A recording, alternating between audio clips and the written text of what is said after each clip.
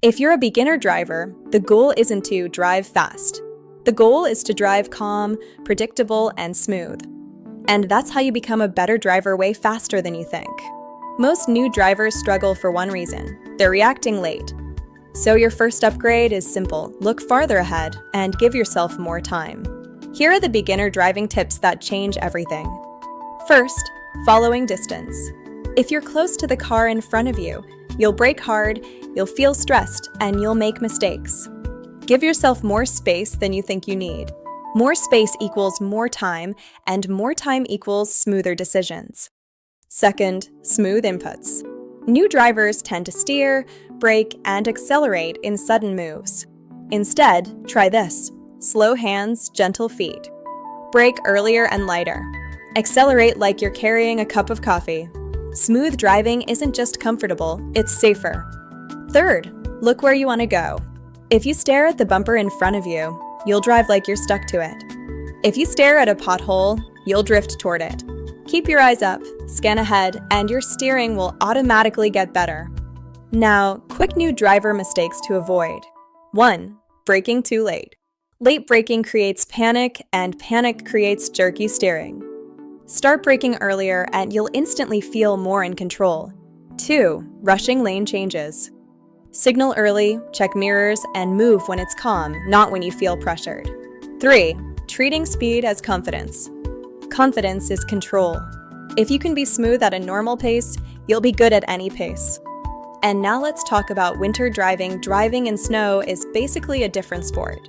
If the road is slippery, traction is everything. That means slower starts, earlier braking, and gentler steering. The biggest snow drive mistake is doing normal driver moves on a low-grip road. Everything has to be calmer and earlier. Brake earlier than you think you need to. Turn more gently than you think you need to. And if the car starts to slide, don't panic, steer, ease off. Look where you want to go and make small corrections. Also, if you're a young driver, don't ignore insurance details. Some cheap options have restrictions, higher deductibles, or rules for new drivers. Know what you're paying for, because surprises are the expensive part. Now here's a smart move most people don't do, especially when they're trying to figure out how to choose their first car. Before you buy your first car, rent a few different types and test them in real life. Because the perfect first car on paper can feel totally wrong in real driving.